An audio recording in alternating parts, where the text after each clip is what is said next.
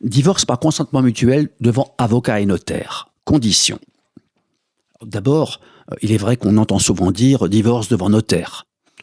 En réalité, ce sont surtout les avocats qui ont la responsabilité d'établir les conventions de divorce et de guider leurs clients tout au long de la procédure. Le notaire a un pouvoir de contrôle qu'il a hérité du juge aux affaires familiales, puisque lorsque la procédure se déroulait, et se déroule encore dans certaines hypothèses devant le juge, c'est le juge qui exerce, plus ou moins en vérité, son pouvoir de contrôle.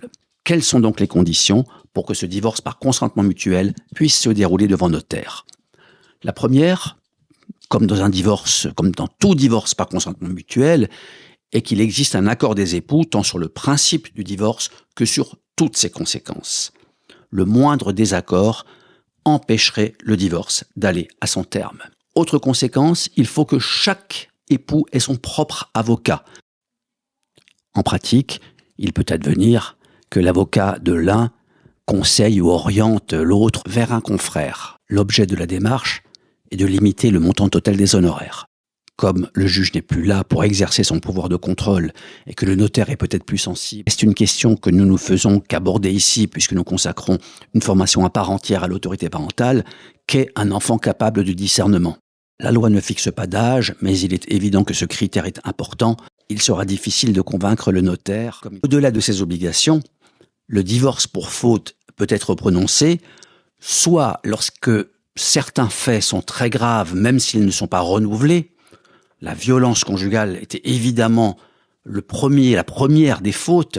L'adultère est également généralement considéré comme une faute justifiant à elle seule le prononcé du divorce. Nous verrons qu'il peut y avoir des exceptions.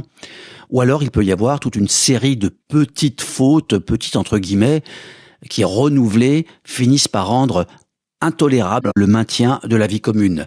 Alors là, il n'y a pas de liste limitative. Par exemple, si un des conjoints refuse de parler, qu'il y a un mutisme total, cela peut devenir insupportable. Donc il y a de multiples choses, des insultes également. Toutefois, on notera que nous ne sommes plus à une époque où il suffisait que l'un des époux brandisse une attestation d'un témoin disant que l'autre l'a insulté lors du dîner de Noël, par exemple. Aujourd'hui, on veut tout de même qu'il y ait un certain degré dans la gravité de la faute pour que le divorce puisse être prononcé sur ce fondement. Nous évoquions les attestations de témoins, ce qui nous conduit à rappeler qu'en matière de divorce, comme dans toute procédure judiciaire, le juge ne croit pas les parties sur parole. Les griefs que l'on invoque à l'encontre de son conjoint ne sont que 255 du Code civil, liste 10 mesures que nous allons examiner maintenant. Mais cette liste n'est pas limitative. En effet, au premier alinéa de cet article figure l'adverbe « notamment », qui en pratique a une grande importance. Il permet au juge d'être au plus près des réalités de chaque divorce et l'autorise à être imaginatif, même si en pratique, de nombreux justiciables déplorent le côté expéditif et formaté de la justice en matière de divorce. Un prélude à la justice algorithmique, peut-être. L'adverbe « notamment » a aussi pour effet de retirer à la Cour de cassation une partie de son pouvoir de contrôle, car le juge du fond, à savoir le juge aux affaires familiales, le JAF en première instance, et la Cour d'appel en cas de recours, peut mettre ce qu'il veut, ou presque, dans ce « notamment », un terme que l'on retrouve d'ailleurs aussi à l'article listant les critères s'appliquant aux mesures sur les enfants. Inscription à l'état civil.